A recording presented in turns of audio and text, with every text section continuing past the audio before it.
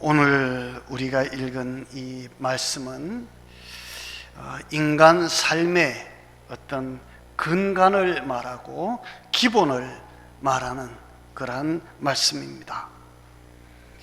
성경을 우리가 읽으면 하나님께서는 이 세상에서 우리가 섬겨야 할 대상이 둘이 있다라고 가르칩니다. 여러분들이 잘 아는 대로 우리의 섬김의 대상 1번은 누가 뭐라 그래도 하나님이십니다. 이 세상을 지으셨을 뿐만 아니라 이 세상의 모든 역사를 주장하시고 우리를 이 땅에 살게 하시는 그분, 곧 우리 하나님을 우리는 섬기며 살아야 합니다. 그 다음에 또 다른 하나가 있습니다. 그것은 바로 부모님이십니다. 우리를 낳아주셨을 뿐만 아니라 우리가 이 자리에 있기까지 우리를 위해서 애써주시고 우리를 길러주신 그 부모님들께 우리는 정말 정성을 다해서 섬기는 그런 은혜가 있어야 할 것입니다. 그래서 우리 성경은 이 부모 섬김, 부모 공경에 대해서는 약속을 따로 하고 있습니다. 그것이 무엇인지 여러분들 앞에서 이미 우리가 교동문을 통해서도 읽었는데요. 내 부모를 공경하라. 그리하면 내가 땅에서 잘되고 장수하리라. 이것이 하나님의 약속입니다. 정말 오늘 우리가 읽은 이 본문 말씀은 아주 짧은 말씀인데 굉장히 강렬하게 그렇게 우리에게 말씀하고 있는데요. 부모를 경홀히 여기는 자는 저주를 받을 것이요. 여러분들 우리 성경에서 뭐 하면 저주받는다 이런 말이 거의 없잖아요. 그런데 부모를 경홀히 여기는 자는 저주를 받을 것이요. 그리고 거기에 대해서 토달지 말고 모든 백성은 뭐 하라고? 아멘 할지니라. 토달지 말라는 얘기죠. 그러니까 부모 경홀히 여기면 저주를 받는다. 아예 성경은 강렬하게 이렇게 우리에게 말씀을 하고 있는 것 보게 되어집니다. 제가 말하지 않아도 여러분들이 훨씬 더 잘 알고 있는 이 부모 공경에 대해서 제가 말씀하려니까 굉장히 어색하고 제가 또 떨리기도 하고 그렇습니다. 여러분, 부모를 공경해야 된다라고 하는 것은 성경에 참 많은 곳에서 이야기를 하고 있습니다. 왜 그렇게 성경은 부모 공경에 대해서 자꾸 이야기를 할까? 그리고 다른 계명과 달리 이 부모 공경에 대해서는 약속이라고 하는 이 하나님의 약속을 덧붙이고 있을까? 그것은 그만큼 이 부모 공경이 어렵기 때문입니다. 우리가 생각하면 부모 공경은 너무나도 당연한 것인데도 불구하고 실제로 부모 공경은 그렇게 쉽지가 않기 때문입니다. 옛날 어른들이 그러더라고요. 내리사랑은 있어도 치사랑은 없다. 그러니까 위에서 자식을 이렇게 내려가는 사랑은 있는데 위로 올라가는 사랑은 그만큼 찾기가 쉽지 않고 어렵고 힘들다라고 하는 것이죠. 우리가 다 자식 키워봐서 알지만 자기 자식 생각하는 거에 10분의 1만 부모를 생각해주면 여러분들 부모님들은 너무 감사해서 너무 고마워서 아마 몸둘 바를 알지 못할 거예요. 왜 그럴까요? 왜 우리는 부모 공경이 그렇게 어려울까요? 성경은 왜 그렇게 10계명에 인간 계명에서 첫 번째 계명을 부모 공경하라고 이야기를 하고 있을까요? 그만큼 부모 공경이 어렵기 때문이고 또 어려운 시대가 앞으로 올 것이라고 하는 것을 예고하듯이 암시하는 그런 말씀이 아닐까 그런 생각을 합니다. 고려장 고래장이라고 하는 거 여러분들이 압니다. 예전에 그 인생 70이면은 고래장을 한다, 옛날에 그렇게 했는데요. 지금 같으면 제가 그랬습니다. 나 지금 70인데 고래장 하면 나는 뿔뿔 걸어 내려올 거야. 그래서 웃었는데요. 고래장 설화를 다룬 그 김형영이라고 하는 사람이 쓴 따뜻한 봄날이라고 하는 시가 있습니다. 그 시에다가 이 장사익이라고 하는 소리꾼, 그 사람이 곡을 붙여서 노래를 불렀는데요. 그 시는 이렇습니다. 어떤 아들이 어머니 보고 꽃 구경 가자고 어머니를 꼬였습니다. 그 어머니는 꽃 구경 가는 줄 알고 이제 나와서 엄마 등에 엎였습니다. 그리고 꽃 구경을 가는데 이럽니다. 그 시를 이렇게 썼습니다. 어머니 꽃 구경 가요. 제 등에 엎여 꽃 구경 가요. 세상이 온통 꽃핀 봄날 어머니는 좋아라 아들 등에 엎였네. 마을을 지나고 들을 지나고 산자락에 휘감겨 숲길이 멀어지자 아이구머니나 어머니는 그만 말을 잃었네. 봄구경 꽃구경 눈 감아 버리더니 한 움큼 한 움큼 솔잎을 따서 가는 길바닥에 뿌리며 가네. 어머니 지금 뭐 하시나요? 꽃 구경은 안 하시고 뭐 하시나요? 솔잎은 뿌려서 뭘 하게요? 아들아, 아들아, 내 아들아, 너 혼자 돌아갈 길이 걱정이구나. 산길 잃고 헤맬까 걱정이구나. 시의 내용입니다. 자식은 어머니를 꼬여서 봄구경 가자고 등에 업고 산속 깊은 곳에 버리려고 가는데 어머니는 한참 가다가서야 그것을 깨닫고 자식 돌아갈 길 잃어버릴까 봐 솔잎 따서 한 움큼씩 뒤에다 뿌리며 가더라라고 하는 그런 시입니다. 그게 부모의 마음이거든요. 그런데 신기하게도 그 부모의 마음을 자식들은 이해를 하지를 못하고 그 부모의 마음을 헤아리지를 못합니다. 옛날부터 우리나라를 동방예의지국이라고 이야기를 했습니다. 그런데 그 말도 이제는 옛날 이야기가 되어버리고 말았습니다. 보건복지부 통계를 보면 노인 학대의 가해자의 56.3%가 아들이라고 이야기합니다. 그리고 며느리인 경우가 12.6%. 그래서 노인 학대의 전체 약 69%, 그러니까 70%, 열의 7이 누구라고요? 아들 며느리라는 거예요. 정말 가슴 아픈 비극이 아닐 수가 없습니다. 먹을 것 안 먹고 입을 것 못 입고 그렇게 자식들을 열심히 키워놓았더니 이 자식들에게서 돌아오는 것이 부모를 학대하는, 부모를 버리는 이런 세태가 되어버렸다라고 하는 사실이 얼마나 안타까운지 모르겠습니다. 여러분, 우리가 다 누군가의 자식입니다. 부모님이 살아계신 분들은 정말 감사하지만 부모님이 이미 떠나신 분들도 많이 계실 텐데요. 오늘 같은 날은 정말 우리 마음속으로라도 한번 부모님을 깊이 생각했으면 좋겠습니다. 자식이 부모를 생각하지 아니하고 자신들만 행복하면 된다고 살면, 그러면 끝까지 행복할 수 있을까? 성경은 우리에게 분명히 가르칩니다. 콩 심은 데 콩나고 팥 심은 데 팥난다. 무슨 말일까요?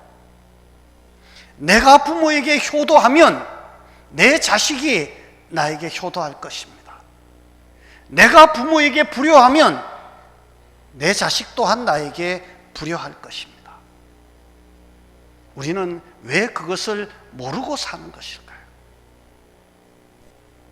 여러분, 부모님이 살아계신 젊은 우리 성도님들은 자식들 보는 데서 최선을 다해서 부모를 공경하는 모습을 보이십시오. 그것이 결국은 나 자신을 위한 일이라고 하는 것을 우리가 꼭 깨달았으면 좋겠습니다. 부모라고 하는 이 존재는 참 묘한 것이어서 살아계시다라고 하는 그 자체가 복이고 그 자체가 은혜입니다. 부모는 자식을 자신의 모든 것으로 알고 살아갑니다. 그래서 자식은 부모에게 자랑거리고 꿈입니다. 그런데 그 자식이 그 자랑거리고 꿈인 그 자식이 부모를 버린다라고 하는 것은 곧 부모의 꿈을 저버리는 것이고, 부모의 꿈을 저버리고 짓밟아 버리는 그 행위는 말 그대로 죄악이라고 성경은 우리에게 이야기하고 있는 것입니다. 여러분, 오늘 이 시대에 부모 공경이 사라지고 심지어 부모님을 자주 찾아뵙지도 못하는 그런 안타까운 시대에 우리는 삽니다.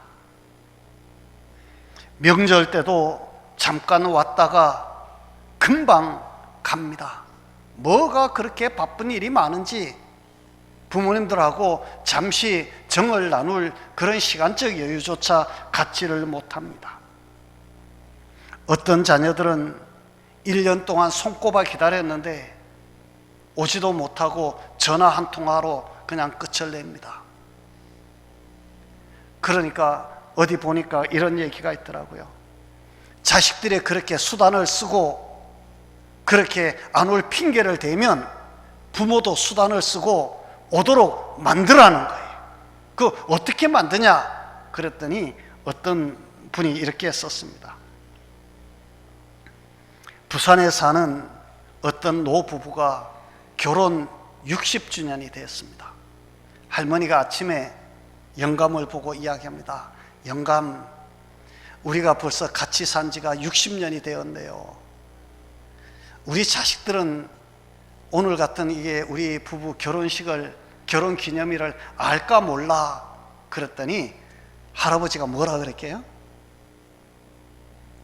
알 리가 있나? 알 리가 있나? 당연히 모르지. 그러니까 할머니가 있다가 아휴, 오늘따라 왜 이렇게 애들이 보고 싶은지. 그러니까 할아버지가 있다가 그렇게 보고 싶으면 오게 하면 되지. 그래서 아이고, 바쁜 애들 어떻게 오라고 그래요. 그러니까 할아버지가 있다가 아무 소리도 안 하고 전화를 걸더라는 거예요. 서울 사는 아들한테 전화를 합니다. 따르릉 전화가 가니까 아들이 전화를 받아. 아버지, 웬일이세요? 무슨 일이세요? 그러니까 아버지가 아무 얘기도 안 하고 대뜸 한다는 소리가, 야, 나 너 어머니하고 도저히 이제는 못 살겠다. 너무 지긋지긋해서 이제 도저히 못 살겠어서 내가 오늘 이혼도장 찍고 내가 오늘 법원에 갖다 주려고 그런다. 너 어떻게 누이한테도 이거 어떻게 얘기해줘라. 그리고 그냥 더 이상 긴 얘기 안 하고 전화를 뚝 끊어버렸어. 그러면서 할아버지가 뭐라고 그러냐, 전화 받지 말고 나 케이크 사가지고 올 테니까 기다리시오. 그리고 이 할아버지가 밖으로 나가 케이크 사러 가버린 거예요. 결혼 60주년 기념한다고. 조금 있다니까 집에 전화가 불이 납니다. 할머니가 전화 받지 말라, 할아버지가 나가면 전화 받지 말라고 그랬잖아요. 그 할머니가 전화를 받았어요. 그랬더니 뭐라고 그러게요? 딸한테서 전화가 온 거예요. 엄마, 도대체 무슨 일이에요? 그러니까 엄마가 아무 말도 안 한 거예요. 이제 할아버지가 전화 받지 말라고 이제 전화를 받았는데 이제 아무 말도 안 하고 엄마 무슨 일이세요? 엄마가 아무 말도 안 하니까 아무것도 하지 말고 기다리시라고. 내가 금방 갈 테니까 깜짝 말고 기다리시라고. 여러분 조금 있다니까 아들, 딸이 왔을까요? 안 왔을까요? 막 정신없이 헐레벌떡 무슨 일인가 싶어서 막 왔더라는 거예요. 그래가지고 아들, 딸 얼굴 보고 결혼 기념 잔치를 했다고. 자, 그런데 그러니까 그 밑에 그 방법도 매해마다 쓸 수는 없지 않냐. 그 방법도 매해마다 쓸 수는 없잖아. 그래, 그 다음에는 그러면 어떻게 할까요? 그랬더니 그 다음에는 이러라는 거예요. 이제는 할아버지가 전화하지 말고 할머니가 전화하라는 거예요. 할머니가 이번에는 아들한테 전화를 해가지고 얘야, 너 아버지가 교통사고 나가지고 지금 병원에 갔는데 나 큰일 났다. 그리고서는 다른 얘기 계속 하면 안 되니까 전화 뚝 끊어버리고 가라는 거예요. 그러면 교통사고 나가지고 큰일 났다고 이제 그러고 이제 전화를 끊었으니 그 다음에 전화해도 전화 안 받으면 아들이 올까요? 안 올까요? 그러니까 또 이놈 자식이 그저 헐레벌떡 오더라는 거예요. 그 다음에는 그러면은 이제 또 어떡하냐? 그 다음에는 이렇게 하래요. 얘야, 저 시골에 있는 내가 돈이 좀 필요해서 땅을 좀 팔아야 되겠다. 그리고 전화 뚝 끊어버리라는 거예요. 그러면 땅 판다 그러면 금방 또 쫓아온대요. 우스갯소리 같은 이야기지만 정말 우리가 한번 생각해 봐야 될 얘기예요. 왜 자식들은 부모에게 문제가 생겨야만 부모를 찾아갈까? 우리가 정말 그렇잖아요. 여러분들 다 부모님들인데 자식 얼굴 보고 싶잖아요. 그런데 자식들은 그 마음을 못 알아주잖아요. 우리 자녀된 여러분들 제발 부모님들한테 얼굴 좀 자주 보여주고 손도 자주 좀 잡아주고 그런 자녀들이 꼭 되시기 바랍니다.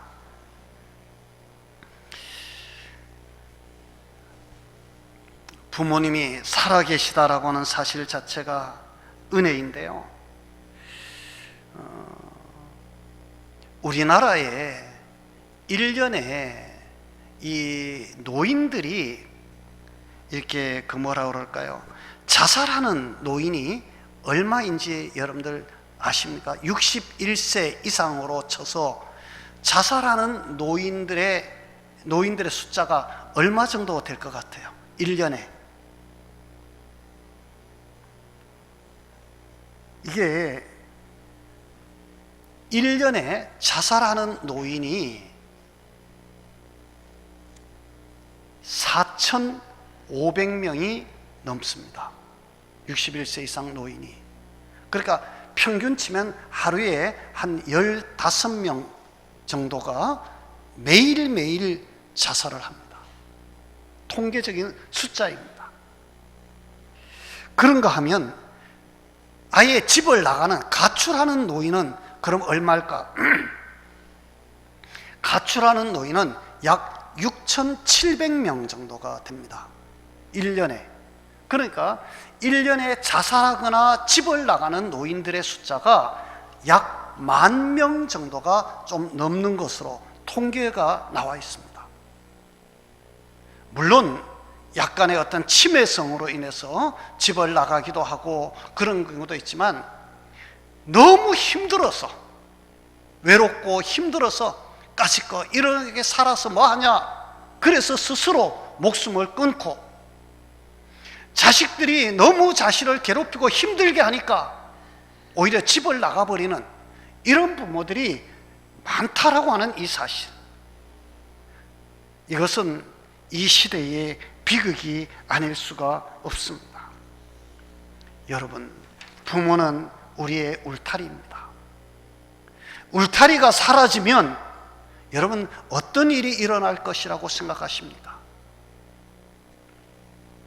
어떤 학교에 젊은 교장 선생님이 취임을 해서 학생들이 울타리 안에 갇혀 있는 것 같아서 답답해 하니까 학교 울타리를 없애버리자. 그렇게 해가지고 학교의 울타리를 다 제거를 해버렸습니다. 여러분, 그리고 난 다음에 학생들의 이 그 생활 그 상태를 이렇게 조사를 했는데요. 여러분, 학교의 울타리를 없애면 학생들이 운동장에 더 많이 나와서 놀까요? 아니면 운동장에서 더 많이 사라질까요? 신기하게도 통계를 내니까 울타리가 없어지니까 학생들이 바깥으로 소통하는 것이 아니라 오히려 건물 안으로 자꾸 들어가서 학생들의 그 뭐랄까 이게 반경이 점점 좁아지더라고 하는 거예요. 그 심리학자들이 그걸 연구를 했습니다. 왜 그럴까? 그것이 바로 심리적 안정 한계선이라고 하는 것이라고 그렇게 이야기를 하는데요. 이게 뭐냐면 울타리가 없으면 사람들은 오히려 더 위축되어지고 더 좁아진다는 거예요. 그래서 심리적으로 불안을 느끼게 되어진다. 여러분, 부모가 살아계실 때는 잘 몰라요. 근데 부모가 떠나시고 나면 말 그대로 이게 부모가 살아계실 때는 뭐 아무것도 아닌 것 같았었는데 부모가 떠나고 나면 마치 내가 옷을 벗고 길거리에 서 있는 것 같은 그런 허전함이 우리 가슴 속에 찾아오게 되어지고 그 사람들이 자꾸 위축되어져요. 옛날 어른들이 그런 얘기를 해요. 남편이 살아있으면 귀찮은 존재예요. 나이가 들면. 그런데 없어지면 이거는 불안한 증세가 나타나기 시작한다는 거예요. 왜냐하면 남편이라고 하는 이 존재가 그늘과 같은 존재, 울타리와 같은 존재여서 있으면 답답한데 없어지면 그렇게 허전하고 그렇게 외로울 수가 없다. 그렇게 이야기를 합니다. 아내도 마찬가지입니다. 가족이라고 하는 것이 다 그런 거거든요. 그래서 여러분들의 부모님이 나의 울타리라고 하는 생각을 한다면 우리가 그 울타리를 잘 이렇게 간수를 해서 그 울타리가 울타리의 역할을 할 수 있도록 만들어주는 것, 그것이 우리 자녀들이 마땅히 해야 될 역할이다 라고 하는 것 우리가 기억할 수 있기를 바랍니다. 성경은 이 하나님의 사랑과 부모님의 사랑을 늘 동격으로 이렇게 가르치고 있는 것을 자주 보게 되어집니다. 그래서 하나님께 망령되이 행하는 자를 돌로 쳐 죽이라 성경은 이야기합니다. 그런데 잠언서를 보면 부모를 욕되게 하는 자를 돌로 쳐 죽이라고 이야기합니다. 또 다른 곳에서는 하나님을 공경하는 자는 복을 받을 것이다. 자손 1000대에 이르기까지 하나님께서 은혜를 베풀 것이다 이야기합니다. 부모를 공경하면 역시 복을 받을 것이다. 내가 땅에서 잘되고 장수할 것이다 이야기를 합니다. 그래서 우리는 부모님은 이 땅에 살아계시는 하나님의 그림자와 같은 존재다 라고 그렇게 이야기를 합니다. 성경은 눈에 보이는 부모님도 공경하지 못하면서 눈에 보이지 않는 하나님을 어떻게 공경한다고 할 수 있겠느냐라고 우리에게 반문하기도 합니다. 여러분, 하나님은 우리를 위해서 자신의 독생자를 희생시키시면서까지 우리를 사랑하셨습니다. 우리의 부모님들 또한 자기 자신을 희생하면서 우리를 길러내셨습니다. 우리가 하나님을 섬기듯 우리 부모님을 섬기는 그런 은혜가 꼭 있어야 할 것입니다. 성도 여러분, 부모는 자식을 위해서라면 모든 것을 내어놓는 존재입니다. 여러분들이 다 그랬잖아요. 여러분들 자식들 키울 때 여러분들 무엇이 아까웠습니까? 무엇을 못했습니까? 참 그래요. 자식이 만약에 어디가 잘못되었으면, 어디가 잘못되었을 때 부모가 내가 어디에 내 장기라도 하나 떼어서 주면 그 자식이 살 수 있다, 그러면 여러분들 하겠습니까? 안 하겠습니까? 아마 세상의 모든 부모들은요 다 할 거예요. 그런데 부모가 잘못되었을 때 자식 보고 장기 떼라고 하는 자식은 못한다 그러는 자식들이 너무 많을 거예요. 여러분, 자식들은 부모의 마음을 모르고 실망시키고 눈물 나게 하고 모른 척하고 심지어 갖다 버리기까지 합니다. 그러니까 오늘 본문은 그런 부모를 공경하지 않고 경홀히 여기는 자는 저주를 받을 것이라고 말씀합니다. 우리 신명기서는 가나안 땅에 들어가기 전에 마지막 이스라엘 백성들에게 주는 교훈입니다. 가나안 땅은 아무나 들어가지 못합니다. 그곳에 들어갈 수 있는 자는 부모를 공경할 줄 아는 자여야 합니다. 그렇지 않은 자는 저주를 받아 가나안 땅에 들어갈 수 없다. 아니, 가나안 땅에서도 들어갔어도 저주를 받을 것이다 라고 이야기하고 있습니다. 여러분, 우리가 천국 백성이라면 당연히 우리의 부모를 공경할 줄 알아야 하고, 우리가 공경할 줄 알 뿐만 아니라 우리의 자녀들이 부모를 공경할 수 있도록 여러분들 자녀들을 가르치고 훈련시키고 그렇게 말씀하시기 바랍니다. 부모가 참고 있는 것만이 잘하는 것은 절대로 아니에요. 여러분, 자녀들이 성장해서 회사에 다녀서 월급을 타거든, 야, 너 그거 몇 푼 안 되는데 너 알뜰히 모아가지고 너만 앞으로 잘 살면 돼, 부모 걱정하지 마. 여러분, 이것은 부모가 잘하는 것이 저는 아니라고 생각합니다. 자녀들을 보고 소득이 있으면 당연히 하나님 앞에 11조부터 구별하고, 그리고 얼마간이라도 꼭 떼어서 매달 부모님께 용돈을 붙여라. 여러분, 가르치세요. 그래야 나중에 더 많은 돈이 생겼을 때도, 더 많은 그런 소득이 있었을 때도 그들이 부모를 위해서 그것을 쓸 줄 알아요. 아니야, 너희들끼리 잘 살면 돼, 우리 부모 우리 걱정 안 해도 돼, 우리는 어렵게 어떻게 해서 우리가 알아서 산다. 이게 잘하는 거 아니에요. 그 부모를 공경하는 것을 가르쳐야 돼. 그리고 그 오는 돈은 모아 놓았다가 나중에 그 자식이 어려울 때에 더 크게 도와주세요.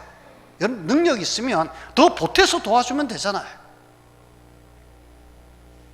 그러니까 자식의 것을 빼짜는 것이 아니고 자식으로 하여금 부모를 기억하고 생각하고 효도할 수 있도록 자녀들을 가르쳐라. 그래야 여러분, 그 자녀들이 부모를 생각하죠. 여러분, 이것은 우리 부모된 사람의 그 방법이어야 합니다. 그래야 그 자식이 아유, 이거 아버지 용돈 드려야 돼, 그리고 구별하던 걸 또 그 밑에 자식이 보면서 아, 아버지한테 저렇게 하는 거구나, 부모님한테 저렇게 하는 것이구나, 이렇게 배워가는 것이죠. 그런데 요즘 많은 부모들이 나는 괜찮으니까 너희들만 행복하게 잘 살면 돼, 자꾸 이런 얘기를 한다. 그러니까 진짜 그런 줄 알고 부모 생각 안 해요. 여러분들이 정말 이 어버이 주일날 우리의 모습을 다시 한번 생각하는 그런 은혜가 꼭 있으시기를 주님의 이름으로 축원합니다. 우리 기도합니다. 하나님 아버지,